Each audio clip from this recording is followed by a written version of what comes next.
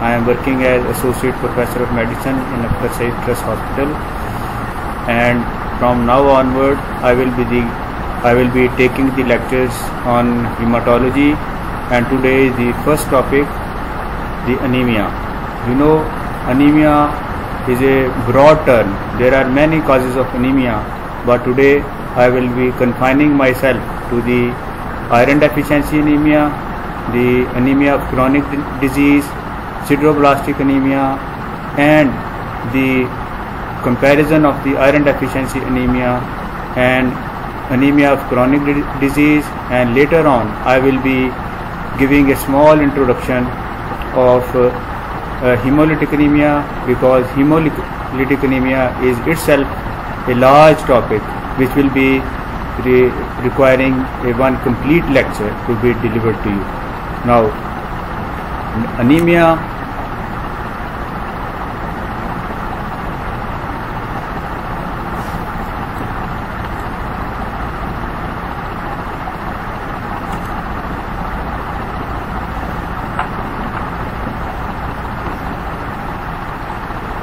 whenever you present a lecture, it is a lesson for all of you, for the teachers and for the students as well. You have to convey your objectives of any lecture. So the objectives of today's lecture are: learn about iron deficiency anemia, then learn about anemia of chronic disease, then how to distinguish or differentiate between iron deficiency anemia and anemia of chronic disease.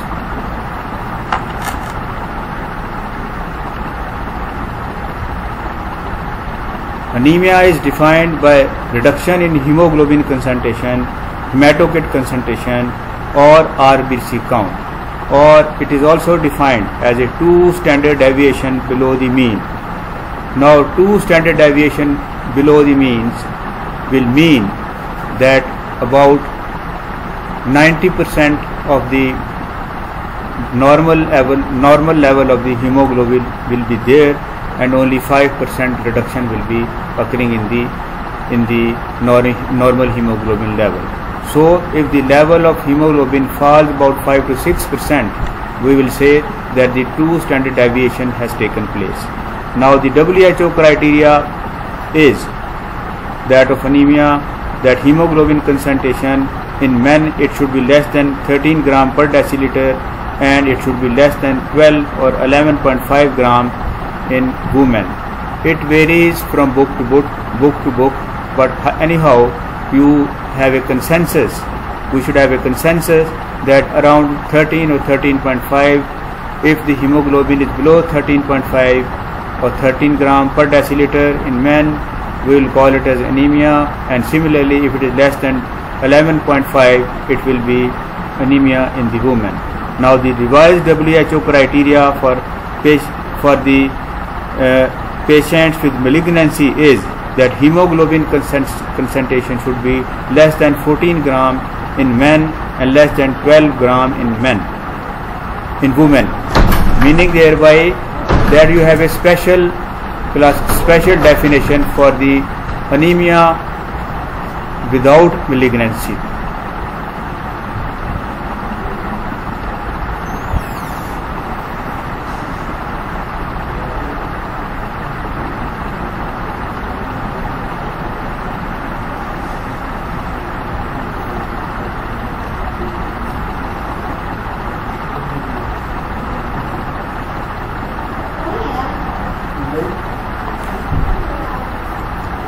Now, coming to the symptoms of anemia, the patients will be presenting to you exertional dyspnea or dyspnea at rest. Similarly, the patient may present to you with simply headache, and patient will present to you easy fatigability, and the patient may have on examination bounding pulses or roaring in the ears. By roaring in the ears, you can accrue that the patient might complain to you that I am suffering from tinnitus or vertigo, and also roaring in the ears. Similarly, the patient will be having palpitations, and the patient if already having a ischemic heart disease or suffering from ischemic heart disease, patient may precipitate angina, or the patient may present to you with full-fledged ischemic heart acute coronary syndrome if the anemia is advanced, and the patient having underlying ischemic heart disease will present to you with acute coronary syndrome. Next. Similarly, the patient may have hyperdynamic circulation features, which are that the patient may have edema, patient may have on examination pulsatile vessels in the neck as well as on the abdomen, and the patient may have flow murmurs on auscultation of the heart. So this is known as hyperdynamic circulation in case where there is severe anemia, which means that the cells are less in number and the plasma concentration is high, leading on to the hyperdynamic circulation. The hyperdynamicity produces edema, bounding pulses and flow murmurs in the heart. Physical manifestations include, now you see on the slide, that the patient has spooning of the nails, popularly known as koilonychia. The patient may have angular killosis or cheilitis, in which there is cracking of the corners of the lips. The patient may have esophageal webs. Well, this is diagnosed on endoscopy or barium swallow, but the patient may complain to you with difficulty in swallowing. Now this is a varimeal study showing the esophageal web, and this triad of angular killosis, atrophic glossitis and esophageal web is popularly known as Plummer-Vinson syndrome or Plummer-Vinson triad. Now you see on examination the patient has got pale palms, and similarly you look at the lower lid and you examine the conjunctiva. Especially you have to examine the vasculature of the lower lid. The vasculature having lesser amount of hemoglobin will be looking to you as pale, and when you declare the anemia by examining the lower lid, it means that you are looking into the vasculature present in the lower lids. Now the patient has atrophic glossitis, which means that the patient has atrophy of the filiform and fungiform papillae and the surface of the tongue smooth. Therefore, it is known as atrophic glossitis. Actually, there is atrophy of the papillae, both filiform and fungiform. Now, what is the kinetic approach? Which means that you have to check whether there is decreased production of RBCs, which may be because of lack of nutrition like vitamin B12, folate level and iron, and our concern here is iron deficiency. Similarly, bone marrow disorder may be there, and bone marrow suppression may be a cause in the underlying of the decreased RBC production. Similarly, there may be increased RBC destruction, which may be inherited and acquired, and the examples are hemolytic anemias.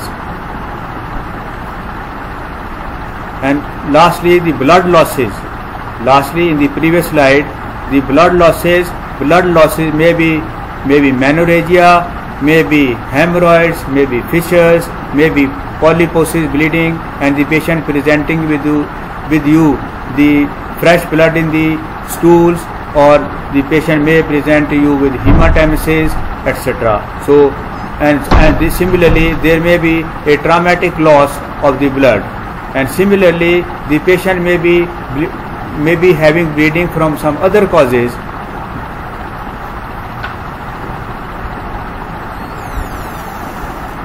Now, the morphological approach. In the morphological approach, the patient will be having microcytic anemia, which means that the MCV would be less than 80 microns. It may be because of reduced iron availability, it may be because of reduced heme synthesis, and it may be because of reduced globin production.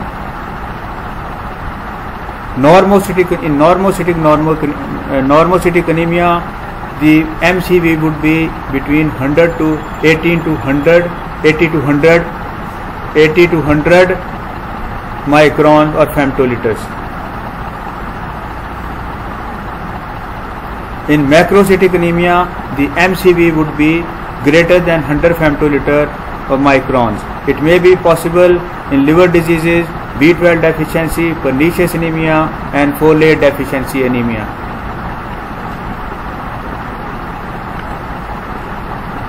Now in laboratory examination, when you check the CBC blood film, there will be microcytic hypochromic type of the anemia. The patient may have on peripheral examination, peripheral picture examination, anisocytosis, which means there are cells of varying size, and poikilocytosis, which means the cell will be found of different shapes. And there will be low MCV, low MCH, low MCH concentration. There will be low ferritin level, low serum iron level, and there will be high TIBC level. The transferrin will be high, which is a glycoprotein binding and delivering the ferric iron, taking from the macrophages and giving it to the RBC precursors in the marrow. The patient may have iron deficiency anemia in celiac disease, because in celiac disease there is blood loss, and therefore because of the blood loss there will be poor absorption of the iron in the celiac disease, and simultaneously the patient may have folate deficiency because of the celiac disease. The significance of combination deficiency or combined deficiency of iron as well as of the folate, I will be later explaining to you. Now you can check this tool for ova, because the hookworms they keep on causing the blood loss, and therefore produce the iron deficiency anemia. In the iron deficiency anemia, if the anemia is mild to moderate, the reticulocyte count will be low, and there will be high red cell distribution width or RDW. It means there is variation in amount and size of the RBCs, which may range from 6 to 8 or 8 to 10 microns of the size of the RBCs. And similarly, there will be fecal occult blood test positive or FOBIT, popularly known as FOBIT, but it is less reliable and costly because its yield is poor, therefore it is less reliable. Next is the GI workup. It is mandatory if no obvious cause of bleeding is ascertainable to you, or on history taking the patient does not give any history of blood loss, then GI workup is mandatory to the doctor who is examining the patient. He will advise the patient get done the upper GI endoscopy or colonoscopy. Now what is RDW? It means red cell distribution width. Now how do you measure it? In unifactorial anemia, all cells of the same size are found. In unifactorial anemia, like in iron deficiency anemia, all cell will be of the smaller size. So the graph of the volume distribution has narrow p. The graph of volume distribution will be having a narrow p. Now in dual factorial anemia, which means the patient is having iron deficiency anemia as well as the patient is having deficiency of the folate, like in celiac disease, the graph of volume distribution will be a broad one. Now on practical, when you see the peripheral picture, there will be anisocytosis, which means the cells would be of variable sizes. There may be small size RBCs and there will also be large size RBCs because of the dual factorial anemia. And in this case, RDW case, there will be deficiency of the hemoglobin and deficiency of the iron as well as the deficiency of the folate. Therefore, and on lab measure there will be high RDW. On peripheral picture examination you will be finding anisocytosis, and on laboratory measure you will be having RDW, which is red cell distribution width. Now this is the normal picture of the peripheral picture. You can see the normal sized RBCs, their center is clear, pale, and the peripheral part is having chromasia. They are of the dumbbell shape, of the normal size and shape. So this is a normal picture of the RBCs, and this is a WBC having multiple lobes.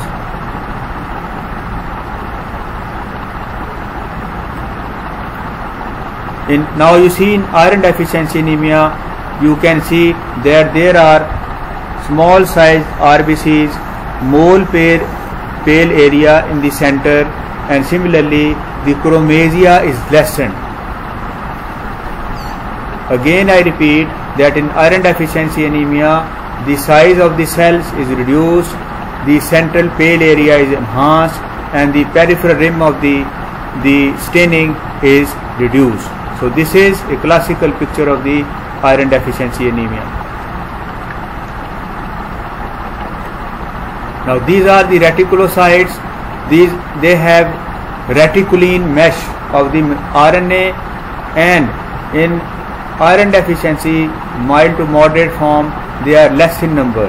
But when there is severe anemia, like for example the patient has a large amount of blood loss, say menorrhagia, say PR bleeding or traumatic bleeding, then the marrow will be producing more RBCs, and when there is more production of RBCs, more young RBCs are sent to the circulation, and these young RBCs are known as reticulocytes. So in severe anemia you can have reticulocyte in the peripheral circulation. Otherwise these reticulocytes are a hallmark feature of the hemolytic anemia, a tetrad of the hemolytic anemia, in which you check the unconjugated bilirubin, LDH level, and reticulocyte counts. So normally the iron deficiency anemia, the reticulocyte counts will be low, but when there is severe anemia, you will be finding in the peripheral circulation the reticulocytes also.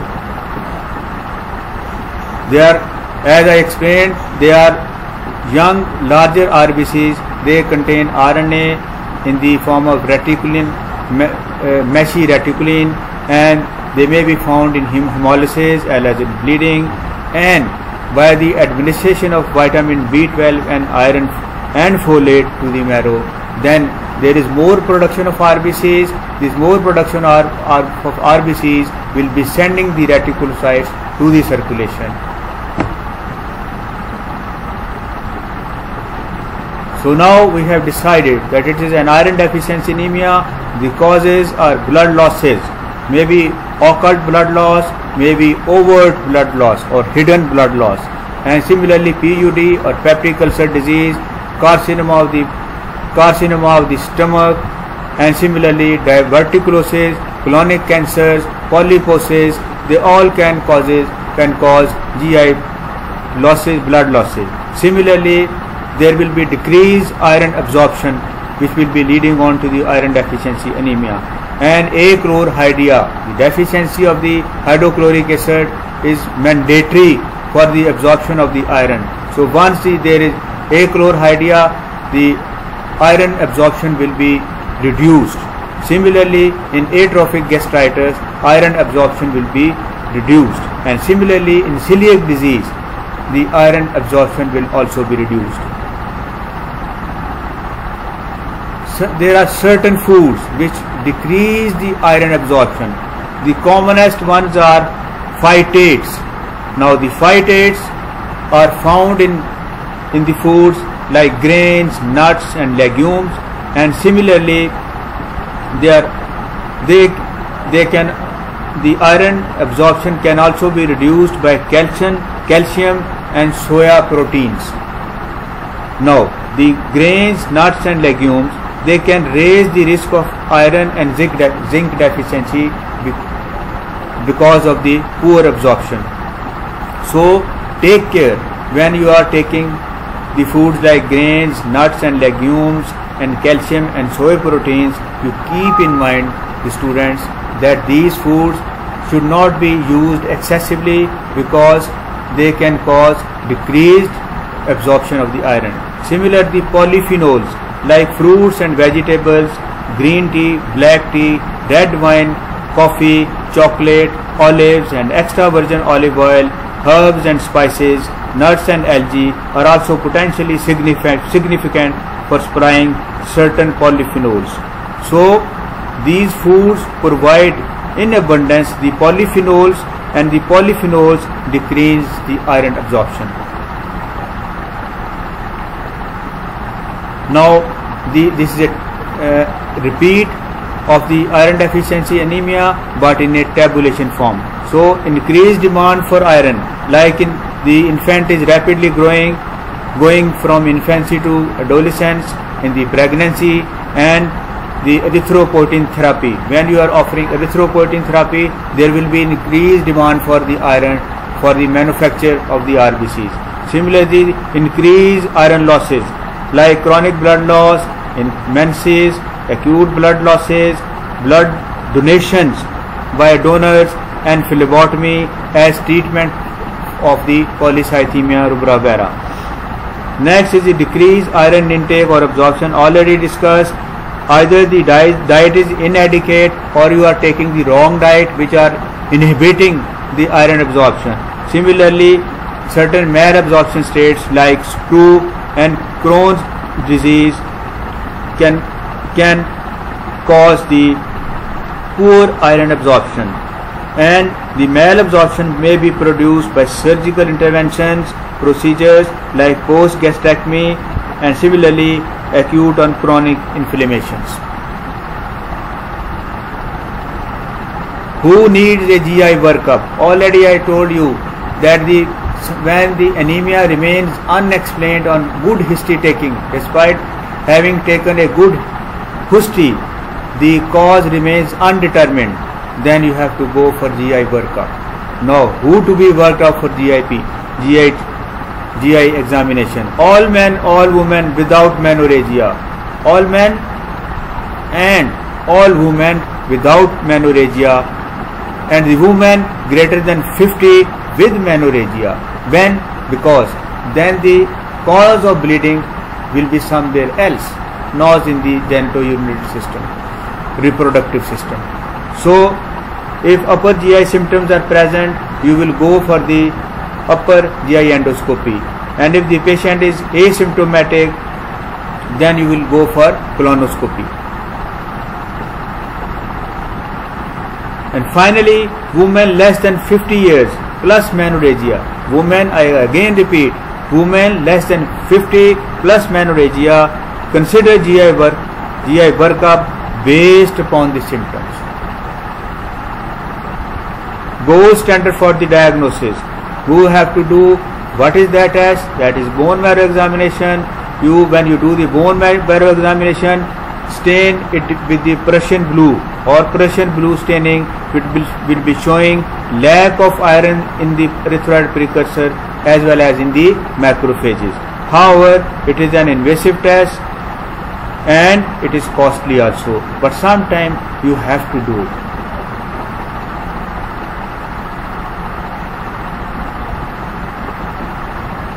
Anemia of chronic disease. The causes are differential diagnosis. Differential diagnosis of iron deficiency anemia. Number 1, anemia of chronic disease, which may be because of inflammations maybe because of malignancies, maybe because of chronic diseases like CRF, like CLD, like rheumatoid arthritis, like amyloidosis. And then other differential diagnosis is strong contender, especially the minor or trade type of the thalassemias. And thirdly, the lead poisoning. Lead poisoning is one of the causes of sideroblastic anemia, but it also falls under the differential diagnosis of the iron deficiency anemia. Next is the sideroblastic anemia. Sideroblastic anemia, as the name is indicative, that in this disease, in sideroblastic anemia, you will find sideroblasts. Now the sideroblasts, when they are abnormally present, what are the abnormal sideroblasts? These are the abnormal sideroblasts are the sideroblasts who have the iron containing mitochondria, iron containing mitochondria surrounding the nucleus of the RBC. So nucleated RBC having around the circumference of the mitochondria, which are filled with the granules of the iron. So they are atypical sideroblasts. They are atypical and abnormal cells. They are present in the bone marrow and enter the circulation as nucleated erythroblasts, which are precursors to mature blood cells with granules of iron accumulated in the mitochondria surrounding the nucleus. The circulation after maturing into a normal erythrocyte. Normally, this is the explanation of the normal mechanism, that the sideroblasts finally they enter into the circulation, but they don't have ring sideroblasts. They don't have the ring of the mitochondria surrounding the nucleus. Once they have the nucleus surrounded by the mitochondria, then we call them as ring sideroblasts. Then the name of the disease will be sideroblastic anemia. And one of the causes of sideroblastic anemia is lead poisoning. The causes of the sideroblastic anemia are excessive alcohol use, pyridoxine deficiency, which is vitamin B6. It is a cofactor in the first step of heme synthesis. Lead poisoning, I have already told to you, and the copper deficiency can also produce the sideroblastic anemia. The treatment options. Now first the oral iron, and then the IV iron is the treatment in the disease iron deficiency anemia. The oral options available are ferrous sulfate tablets 325 mg OD or 200 mg 3 times a day. Then it has an extended release form also, the ferrous sulfate. Similarly, ferrous fumarate is another iron form which is offered in the dose of 325 mg per day, and ferrous gluconate is also given in the same dose, that is 325 mg daily. And polysaccharide iron, it is given in the dose of 150 mg per day.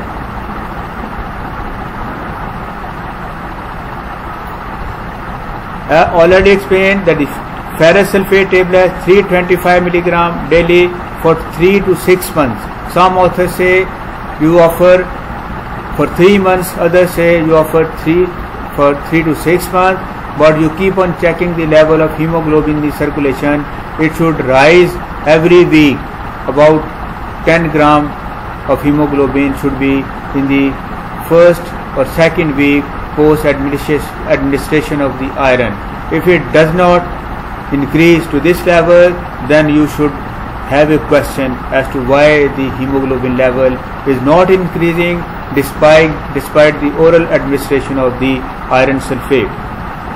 The caution: all oral iron have side effects.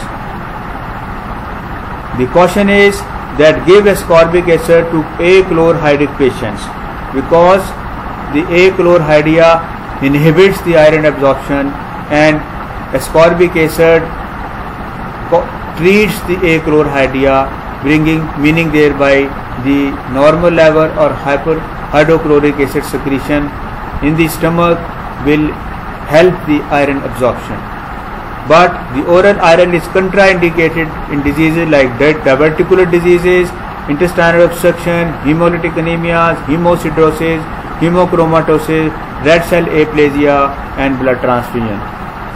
But another caution is that treat the H. pylori infection, which improves oral iron absorption, because H. pylori causes gastritis and the patient may have the deranged secretion of the HCl, so therefore the iron absorption may be prohibited.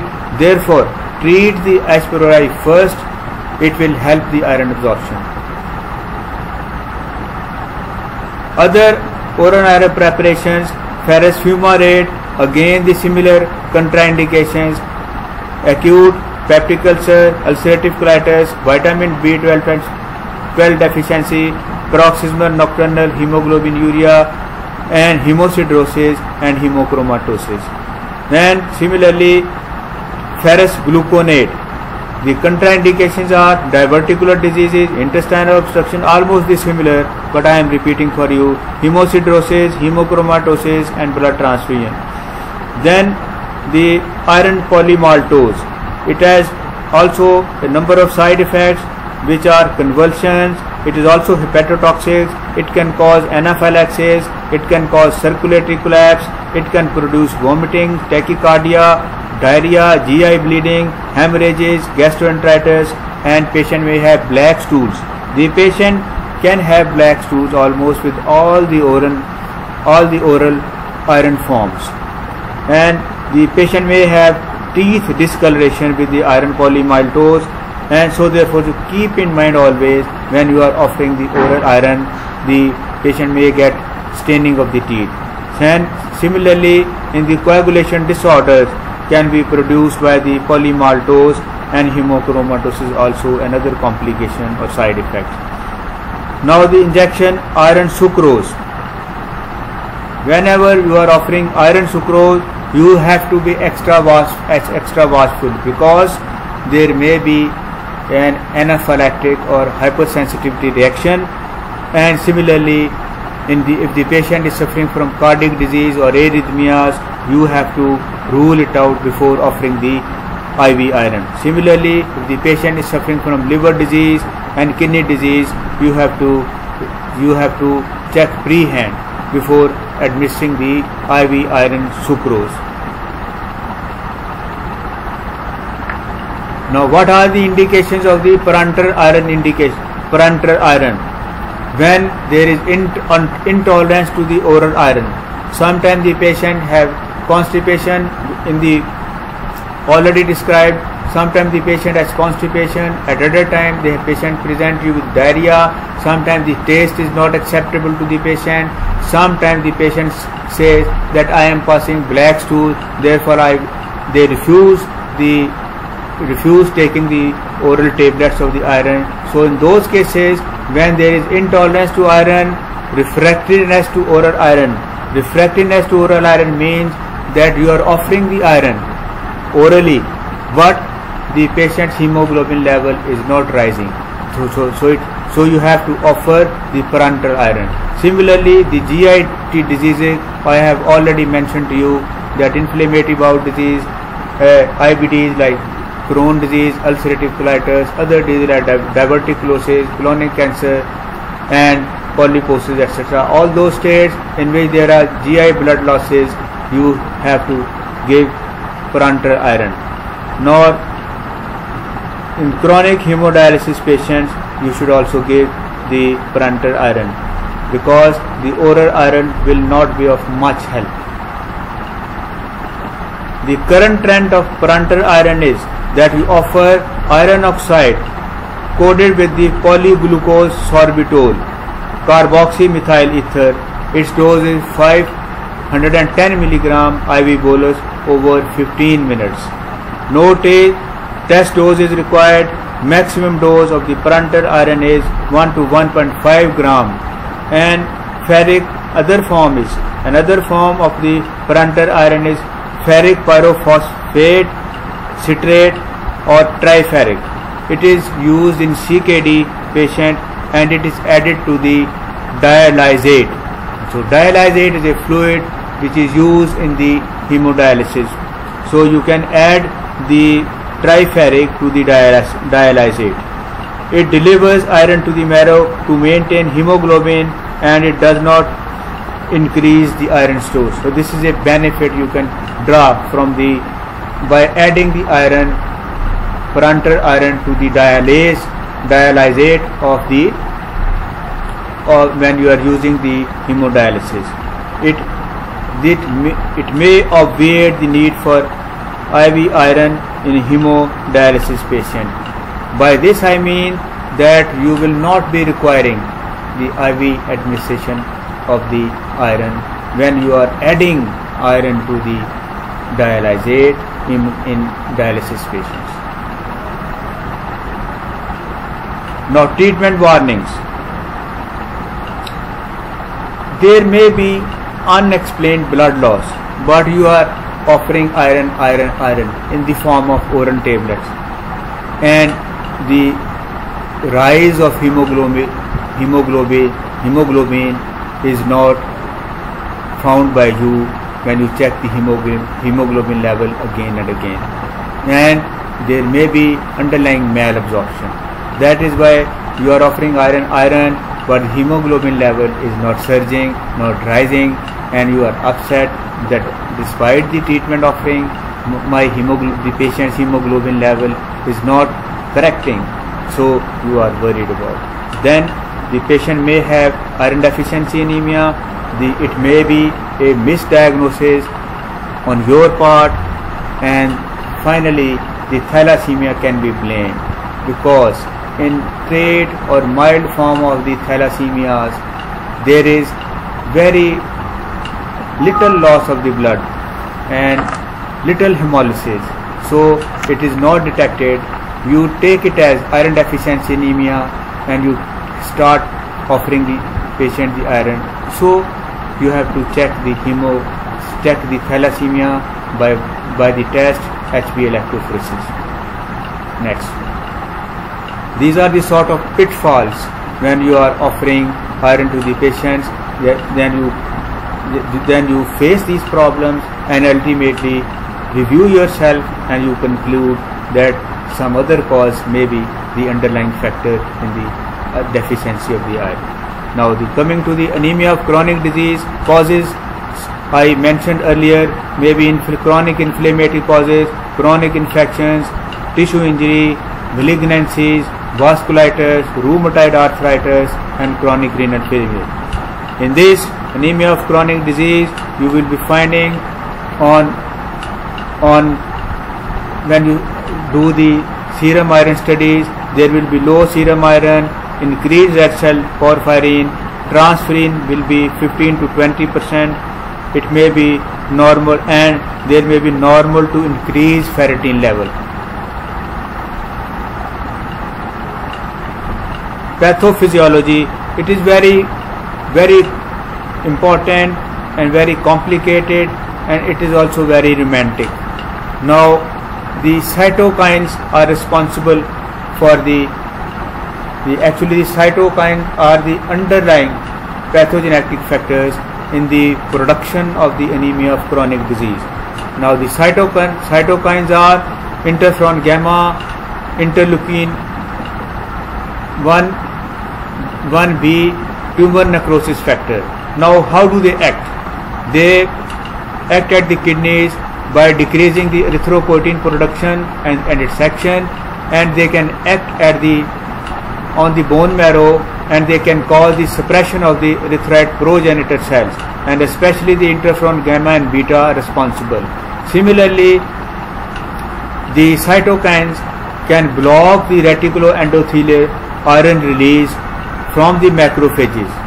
Now you see, for that transferrin is required Transferin's job is to transport the iron from the macrophages to the RBCs. So where the anemia of chronic disease hits, the cytokine hit at this pathway, that they block the delivery.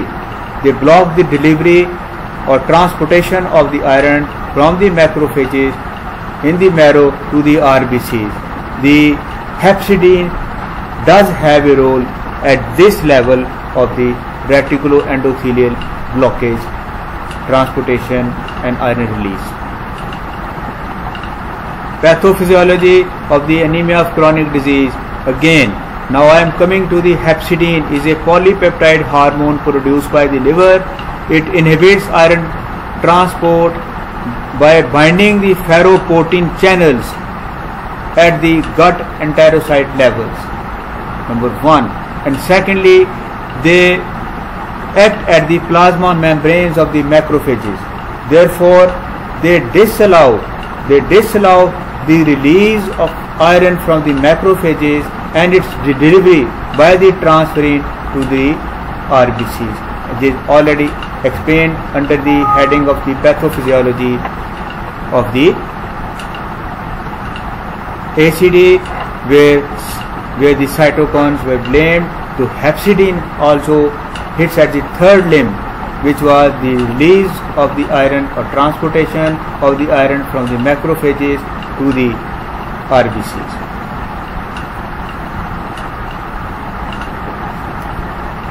So actually what is happening in anemia of chronic disease, there will be poor use of iron or erythropoiesis. Their cytokines will be causing shortened survival of the RBCs. It means they will be dying earlier, and there may be low erythropoietin level. These are the results of the cytokines in the pathogenesis of the anemia of chronic disease.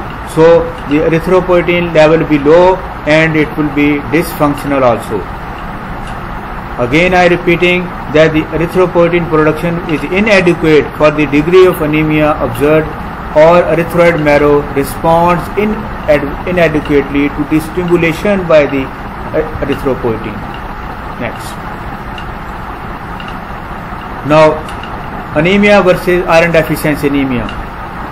The solvent transferrin receptor, they are elevated in case of iron deficiency anemia, and ferritin is elevated anemia in anemia of chronic disease.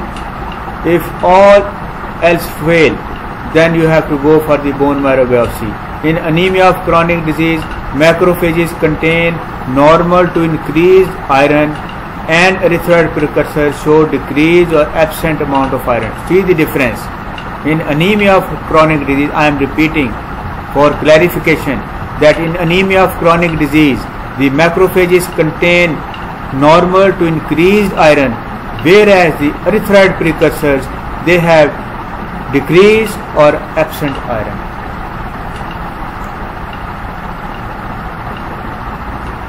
Now summary in the tabulation form.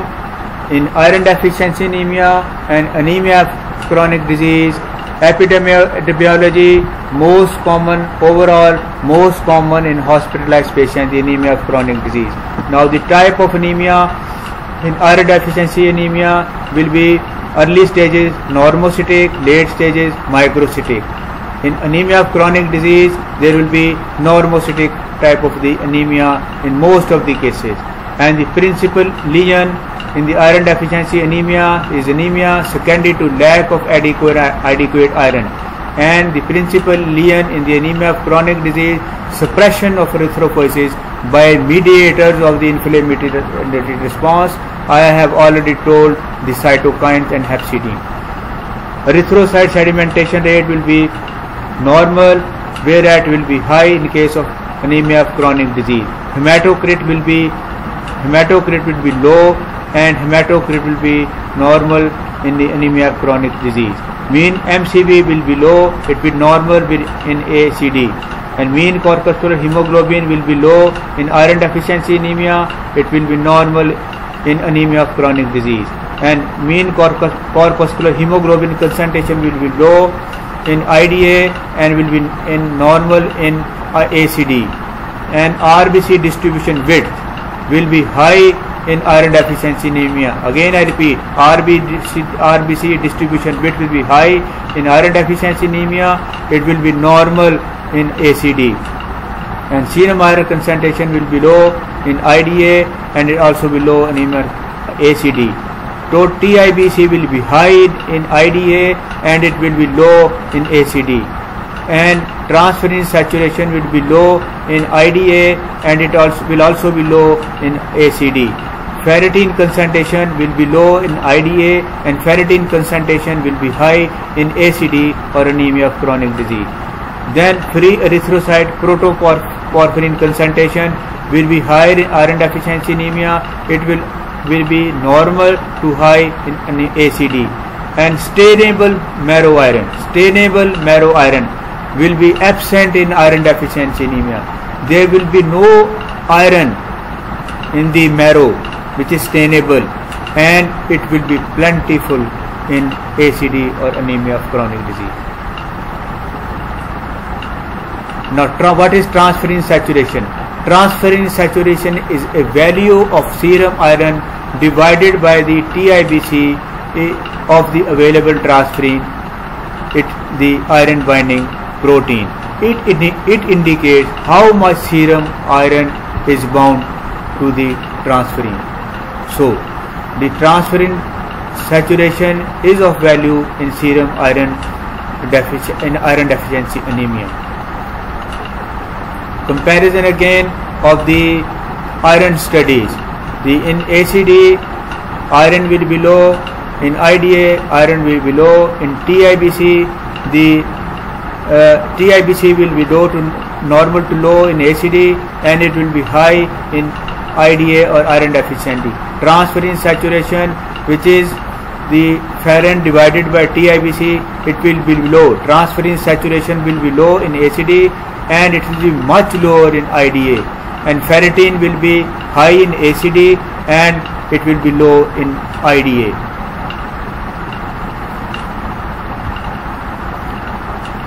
The treatment of the ACD, treat the underlying cause. The second principle, treat the underlying cause. Third principle, treat the underlying cause. And finally, consider the coexistent iron deficiency or IDA as well. If underlying state requires it, consider erythropoietin injections to the patients of anemia of chronic disease like CKD patients. I mentioned earlier that you can offer erythropoietin injection to the patients of the CKD. As a rule, it is offered to the patients of anemia of chronic disease of patients of CKD. Now, introduction to hemolytic anemia. Hemolysis means premature breakdown of the RBCs. It may be intravascular hemolysis, it may be extravascular hemolysis. By extravascular hemolysis, I mean the hemolysis going on in the macrophages, liver, spleen and the bone marrow. And the patient may be asymptomatic if the patient is having low degree of hemolysis, and the patient becomes anemic only when the hemolysis is gradually progressive or there is severe hemolysis, then the patient will be grossly anemic. 4 questions. Number 1, RBC breakdown. Number 2, anemia with normal MCV. Number 3, what happens in hemolysis? These are the 4 questions for you. There will be hemolysis or breakdown of the RBCs. Then the patient will be having anemia with normal MCV. The unconjugated bilirubin will be high when you check the bilirubin level or you get done the LFT. And there will also be high urinary urobilinogen and there will be high serum LDH. there will be increased RBC production. In that case, there will be high reticulocyte count, high MCV, and there will be polychromasia. And the extravascular hemolysis I mentioned earlier, there will be splenic hypertrophy and splenomegaly. In intravascular hemolysis, high plasma hemoglobin level, where there will be free high hemoglobin in the circulation, and you will also be finding methemoglobinemia, which means, what is methemoglobinemia? Methemoglobinemia is a combination of heme plus albumin. When there is hemolysis, hemoglobin and heme, they are free in the circulation. Heme combines with the albumin, and what is the product of combination of heme and albumin? It is known as methemoglobin, and its quantity will be high in the circulation. That is why we call it as methemoglobinemia. There will be decreased plasma haptoglobin. Haptoglobin is a protein in the circulation.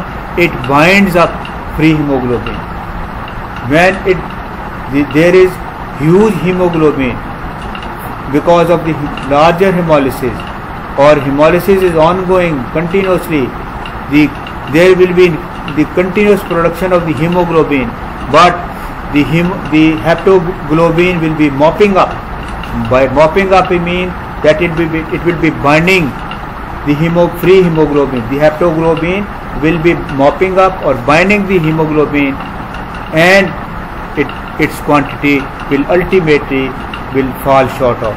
So there will be decreased plasma haptoglobin, and ultimately this haptoglobin is removed by the liver.